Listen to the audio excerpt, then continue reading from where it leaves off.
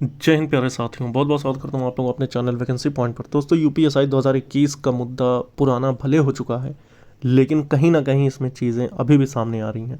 Video के अंदर बने रहिएगा ताकि आपको वो चीज़ें सारी पता चल सकें। और उन अभ्यर्थियों के लिए ये एक बड़ी खबर हो सकती है जो मैं दे रहा हूँ, जिन्होंने फिजिकल तक क्वालिफाई किया लेकिन वो फाइनल मेरिट से बाहर हो गए। ये उन अभ्यर्थियों के लिए बहुत ज़्यादा अच्छी खबर हो सकती है और ये कहीं ना कहीं उन्हें बेनिफिट भी देगी। तो दोस्तों, वीडियो के अंदर बने रहेगा, चैनल को ज़रूर सब्सक्राइब कर लें, वीडियो लाइक और शेयर कर देना सभी मित्रों के साथ जिन अभ्यर्थियों ने फिजिकल को क्लियर किया था। अब उसके बाद मैं आपको बताता हूँ कि आखिर इसमें क्या हो रहा है। दोस्तों, आपको बता दें कि री एग्ज़ाम तो नहीं हुआ, ये बात तो क्लियर थी। क्योंकि भले कितना ही मुद्दा उठाया गया, चीज़ें कितनी ही ज़्यादा वायरल की गई, मगर इस पर हाई कोर्ट ने बिल्कुल साफ इनकार करते हुए कि जिन अभ्यर्थियों ने धांधली करी थी उनको बाहर कर दिया गया है। अब ये जो वैकेंसी है ये पूरी तरह से सेफ और बिल्कुल ट्रांसपेरेंट है।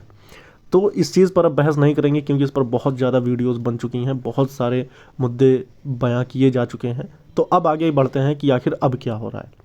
अब ऐसा कुछ हो रहा है कि मैं आपको बताऊं कि जब ये रिट कैंसिल की गई थी, जिसमें कि री एग्ज़ाम की मांग की गई थी, तो उस रिट को कैंसिल करने के साथ साथ खाली सीटों का जो है इस पर अपडेट दी गई थी कि जो भी खाली सीटें होंगी उस पर भर्ती बोर्ड मेरिट को कम करके उन अभ्यर्थियों को भी नियुक्ति दे जिन्होंने फिजिकल वगैरह क्वालिफाई किया है, यानी कि जो फाइनल मेरिट लिस्ट से बाहर हुए हैं। तो यहाँ वैसा कुछ तो हुआ नहीं। अब उसके बाद अभ्यर्थियों ने आगे सुप्रीम कोर्ट से गुहार लगाई।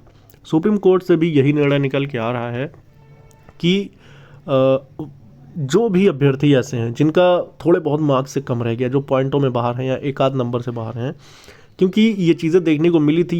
ये चीज़ का मतलब वो कहाँ से आया, तो मैं आपको बताऊं कि ये टीचर वैकेंसी का था कि जब एक मार्क्स वाले अभ्यर्थियों को भी, जो एक फाइनल कट ऑफ से एक मार्क्स कम थे, जिनके लगभग 5,000 अभ्यर्थियों का चयन किया गया था, उसी के आधार पर अब ये दरोगा भर्ती में भी देखने को मिलेगा कि जो भी ऐसे कैंडिडेट थे जिन्होंने फाइनल मेरिट से जो बाहर हुए थे और उनके मार्क्स एक या कुछ पॉइंटों में कम थे, तो ऐसे अभ्यर्थियों को भर्ती बोर्ड दोबारा से उनकी नियुक्ति करे। और जबकि खाली सीटें भी मौजूद हैं, यानी कि 9,534 पदों में लगभग हज़ारों सीट खाली हैं, तो उन सीटों पर जो है भर्ती बोर्ड नियुक्त करे उन नए दरोगाओं को जिन्होंने इतने सारे प्रोसेस क्लियर किए और एक आध या पॉइंटों में बाहर हो गए। तो ये उनकी अयोग्यता नहीं है, बल्कि इतना हाई कट ऑफ तो ले जाना एक बड़ी बात थी, लेकिन उसके पहले धांधली भी कहीं ना कहीं इसमें छुपी नहीं है। और एनएससीईआरटी को जिस प्रकार से रद्द किया गया है, भर्ती बोर्ड में कोई अदर एजेंसी जो है कार्यभार संभालने को तैयार नहीं है, वहीं 2400 पदों पर नई वैकेंसी दरोगा की आने को तैयार है।